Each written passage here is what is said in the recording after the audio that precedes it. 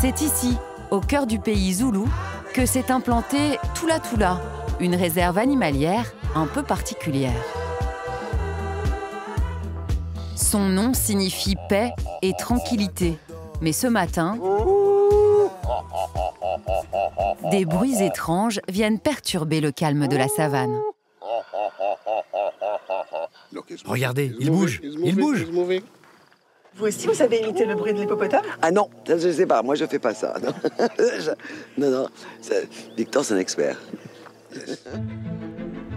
Françoise est à la tête de ce jardin d'Éden de 5000 hectares.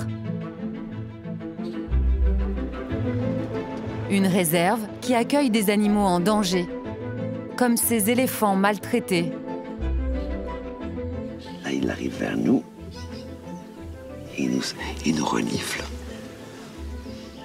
C'est qui ça? Ou encore des rhinocéros tués pour leurs cornes, vendus à prix d'or. Il y a 15 ans, c'est une des femelles de la réserve qui a été massacrée par les braconniers. Ça a été un déclic parce que on s'est rendu compte que ce sont des animaux extrêmement fragiles et vulnérables. Et le braconnage étant un crime organisé, il fallait s'occuper de leur protection de manière très intense. La Française poursuit ainsi le combat mené avec son mari, un Sud-Africain aujourd'hui décédé. C'est ensemble, il y a 25 ans, qu'ils ont eu l'idée de construire ce lodge dans une ancienne réserve de chasse. Bonjour. Vous vous rappelez? C'est la 3e fois qu'on vient. Mais oui, bien sûr. Leur projet était d'en faire un sanctuaire pour la vie sauvage. Nous avions besoin de générer de l'argent. Donc, le lodge, ça allait permettre de financer nos projets de conservation. C'était un pari fou, bien sûr. C'était un pari fou parce qu'on n'avait pas la moindre idée de là où on mettait les pieds. Un pari fou qui comporte son lot de sueurs froides.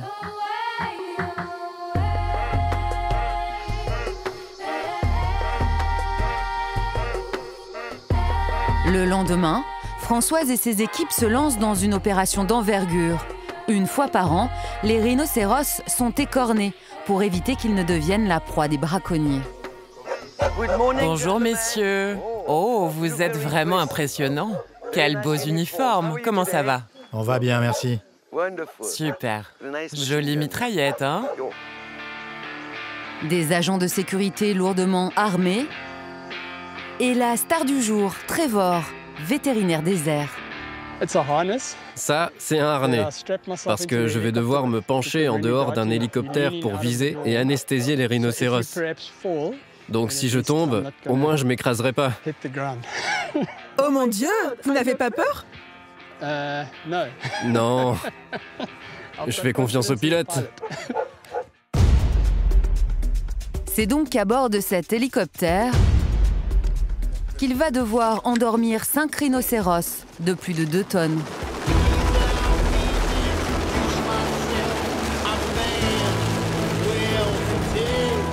Oh là là là là, ça décoiffe, hein.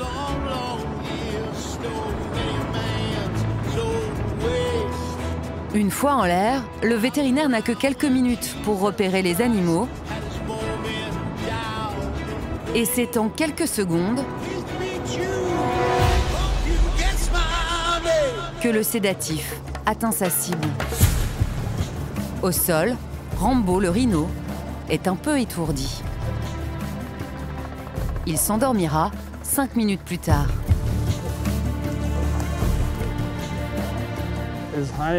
Le marquage est un peu plus haut que d'habitude. En suivant ce tracé précis, l'écornage est totalement inoffensif. Faite de kératine comme nos ongles, la corne repoussera au bout de 14 mois. En attendant, Rambo sera totalement protégé des braconniers. Ça va être donné à notre équipe de sécurité qui va l'emmener hors de Tula Tula, dans un endroit très sûr, donc, que personne ne connaît, dans un coffre secret. Si la première procédure est une réussite, à quelques kilomètres de là, l'opération anti-braconnage se transforme en mission sauvetage. Oh la vache! Oh la vache! Allez, allez-y tous. Allez-y tous. Les Rangers tentent de secourir Mona, une femelle rhinocéros. Paniquée après avoir reçu la fléchette de sédatif, elle a tenté de fuir en se précipitant dans un point d'eau alors qu'elle s'endormait. C'était pas le plan, elle est tombée au mauvais endroit. Donc là, ils vont la tirer avec le véhicule. J'espère, je sais pas pourquoi ils n'ont pas une autre corde pour l'autre pied. Donc... Oh non, mon Dieu, c'est pas possible. C'est pas possible.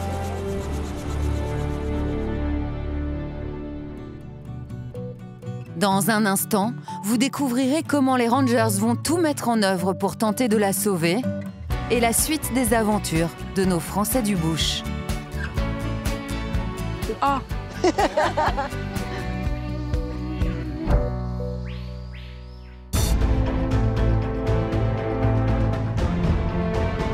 Dans la réserve de Tula Tula, nous retrouvons Françoise et ses équipes au secours de Mona, la femelle rhinocéros anesthésiée, sur le point de tomber dans ce point d'eau.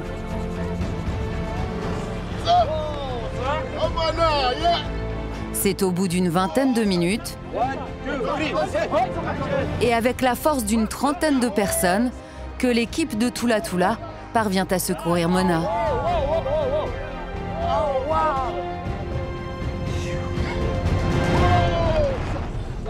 God. Vous voyez, ça fait partie des risques qui peuvent se passer. C'était pas prévu, c'était pas partie du plan. On l'a sauvé. Une fois en sécurité, l'animal est écorné. Et c'est paisiblement que Mona et tous les autres rhinocéros de la réserve se réveilleront quelques minutes plus tard.